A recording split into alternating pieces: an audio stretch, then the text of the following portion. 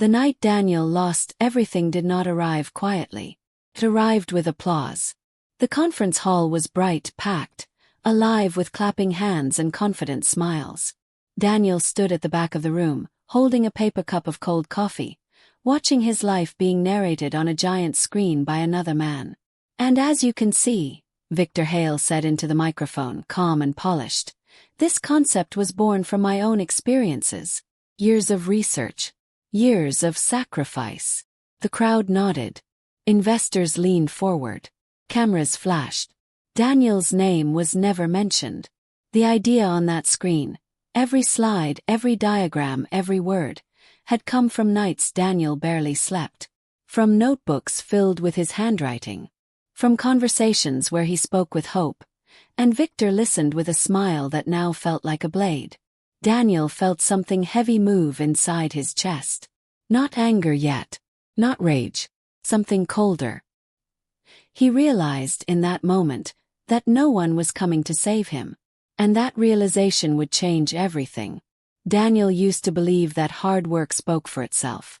He believed if you stayed honest, patient, quiet, the world would eventually notice.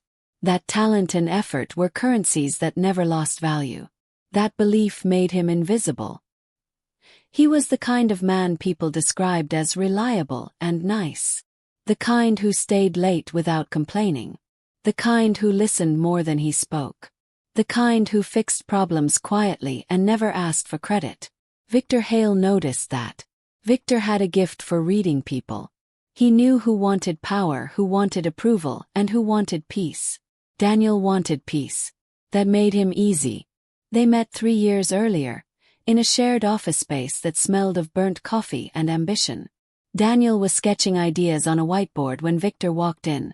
Confident, sharp suit, smile perfectly measured. "That's interesting," Victor said, pointing at the board. "You working on that alone?" Daniel nodded. "Just something I've been thinking about." Victor leaned closer. Questions. Listened carefully. Too carefully. From that day on, Victor made Daniel feel seen. Valued. Included. He praised his intelligence in private. Introduced him as the genius in small rooms. Daniel didn't notice the pattern. Every time Daniel spoke, Victor listened. Every time Daniel built, Victor watched. And every time Daniel hesitated, Victor moved one step ahead. Until the night of the presentation. Until the applause. Until Daniel realized that Victor had not walked beside him. Victor had been walking in front of him, casting a shadow that swallowed everything behind it. Daniel did not confront Victor that night. He didn't storm the stage. Didn't shout. Didn't expose anything. He went home. That choice saved him. Because rage would have burned quickly and died. Silence gave him time. For weeks, Daniel barely spoke. He showed up to work, did what was asked, said very little. Victor barely noticed him anymore. Why would he? The idea was already his. The investors were already calling. Daniel became invisible again. But invisibility can be a weapon if you know how to use it. A night, Daniel stopped working on ideas. He started studying people. He replayed every conversation he'd ever had with Victor. Not emotionally. Strategically. He noticed how Victor avoided direct questions. How he redirected blame. How he took credit without technically lying. Daniel began reading contracts. Corporate law. Behavioral psychology. Ethics compliance. Not to destroy Victor. To understand him. Revenge, Daniel learned, was not about destruction. It was about exposure. And exposure required patience. Victor's company grew fast. Faster than it should have. Success changed him. He became louder. More careless. More convinced of his own brilliance. He spoke at panels about integrity and leadership.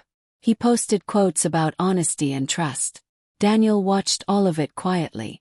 He also noticed something else. Victor cut corners. Small ones at first. Unethical partnerships. Misleading marketing language. Data presented just a little too optimistically. Nothing illegal enough to cause alarm. But enough to create cracks. Daniel started documenting everything. Emails. Recorded meetings where Victor contradicted himself. Not secretly, not illegally. Just by being present when Victor spoke freely. Victor believed Daniel was harmless. That was his biggest mistake. One evening, Victor called Daniel into his office. "I want to promote you," Victor said, smiling. "You've been loyal, quiet. I need someone like you closer to me." Daniel nodded slowly. "Why now?" Victor laughed. "Because I trust you." Daniel accepted. Not because he wanted power. Because he wanted proximity. From that position, Daniel saw the full picture. The inflated numbers. The promises Victor couldn't keep. The way he pressured employees to stay silent, for the good of the company. Daniel never argued. He asked questions. Questions that sounded naive. Innocent. Questions that made Victor explain himself in writing. Paper trails were patient things. They waited quietly, just like Daniel. The humiliation Daniel carried never left him. He felt it when he saw his ideas quoted by Victor on social media. He felt it when former colleagues congratulated Victor for his vision. He felt it when his parents asked, "Are you happy at work?" But humiliation didn't weaken him anymore. It sharpened him. Daniel trained himself to respond, not react, to breathe through anger, to turn emotion into clarity. He learned that revenge driven by rage reveals itself too early. Revenge driven by calm arrives on time. The turning point came during an internal audit. Victor wasn't worried. Audits came and went. He knew how to charm consultants, how to talk around questions. Daniel volunteered to help. He prepared documents, organized files, highlighted data, and quietly, he made sure the auditors saw inconsistencies, not accusations, patterns. Auditors don't chase drama, they chase patterns. Within weeks, questions became meetings. Meetings became concerns. Concerns became reports. Victor started getting tense. He snapped at people, lost patience, made mistakes. The mask was slipping. One night, Victor confronted Daniel. "You've been acting strange," Victor said. "You're too calm." Daniel met his eyes. "I've always been calm." Victor laughed nervously. "You're not trying to make a point, are you?" Daniel smiled just slightly. "I don't need to." That smile stayed with Victor. It haunted him. The final moment didn't happen in a courtroom. It happened in a boardroom. Investors sat quietly as reports were presented. Not by Daniel. By independent consultants. Facts spoke. Numbers spoke.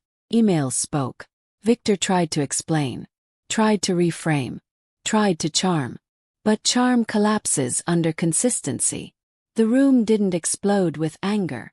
It went silent. That silence was louder than applause. Victor was removed from his position pending investigation.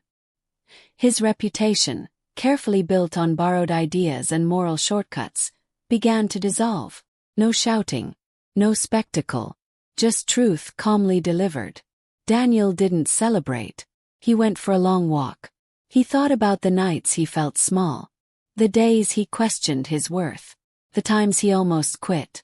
He realized something important. Victor didn't lose because Daniel attacked him. Victor lost because Daniel stopped underestimating himself. Months later, Daniel was offered leadership of a new initiative. Not as a reward, as a necessity. The company needed stability, integrity. This time, Daniel spoke openly about collaboration, about credit, about accountability.